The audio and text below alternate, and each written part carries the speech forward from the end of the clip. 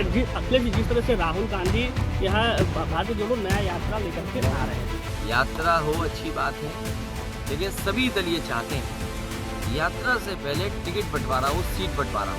हमें उम्मीद है यात्रा से पहले उन्हीं सभी प्रदेशों की सीट का बंटवारा हो जाएगा। अभी तो ये कांग्रेस की ही यात्रा है और हमें उम्मीद है कि जितने भी विपक्ष के दल हैं, जिसमें बंगाल में मुख्यमंत्री जी आदरणीय ममता बनर्जी जी, बिहार और जितने भी देश के दल हैं जो कांग्रेस पार्टी के साथ गठबंधन करके लड़ना चाहते हैं, हमें उम्मीद है यात्रा से पहले उन्हीं सभी प्रदेशों की सीट का बंटवारा हो जाएगा, जिससे लड़ाई और मजबूती से लड़ी जा सके। मैंने आपके सवाल का जवाब दे दिया है। यात्रा हो अच्छी बात है, लेकिन सभी दल ये चाहते हैं यात्रा से पहले टिकट बंटवारा हो, सीट बंटवारा हो।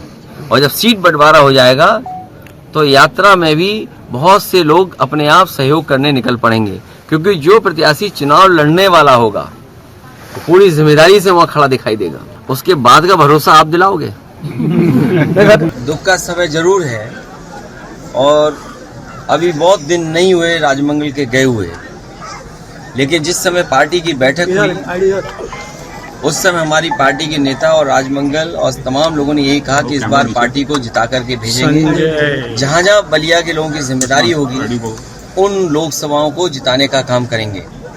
जहां तक गठबंधन का सवाल है, गठबंधन में पूरी जिम्मेदारी के साथ समाजवादी पार्टी साथ है। गठबंधन में किसको कहां लड़ने का मौका मिलेगा बहुत जल्दी आपको जानकारी मिल जाएगी। एक बात तो साफ है, न केवल उत्तर प्रदेश बल्कि देश की जनता भारतीय जनता पार्टी को हटाना चाहती है।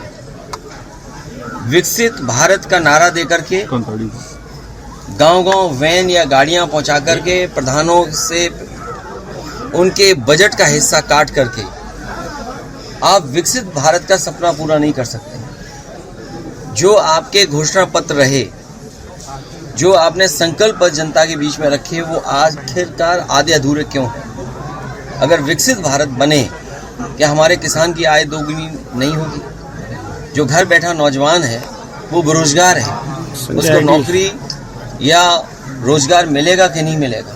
और फिर हमारी सीमाएं कितनी असुरक्षित हो गई हैं। अभी हाल ही में आपने देखा होगा कि देश के रक्षा मंत्री को जो घटना हुई उनके घर परिवार के लोगों से मिलने जाना पड़े।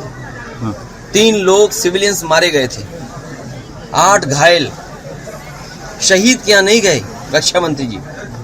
बीजेपी के नेतृत्व जो शहीद हुए उनके घर नहीं गए, वहां गए जो सिविलियंस मारे गए थे।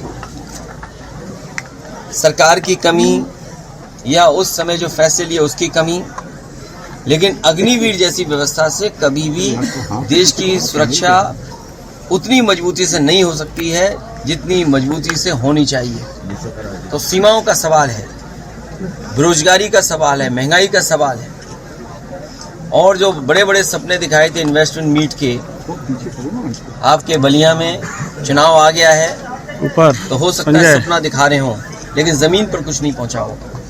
अगर 40 लाख करोड़ का इन्वेस्टमेंट का सपना देखा है और मुख्यमंत्री जी ने विधानसभा में कहा हो, तो क्या बलिया का हिस्सा नहीं रहा होगा या गाजीपुर का हिस्सा नहीं रहा होगा या आपके बगल का जिला देवरिया उसका हिस्सा नहीं रहा होगा?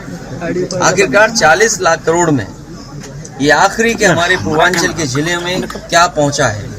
और समाजवादियों ने जो सड़क बनाई थी कम से कम उसकी वजह से समय पर आ गए, मौसम खराब होने की वजह से भी नहीं आ सकते थे, लेकिन सड़क अच्छी बनने की वजह से कम यहाँ पहुंच गए और समय से परिवार और अपने पार्टी कार्यकर्ता नेताओं से मिल पाए। अभी उस पर विचार नहीं कर रहे हैं, लेकिन भविष्य में क्या रणनीति बनेगी उस पर तय करेंगे।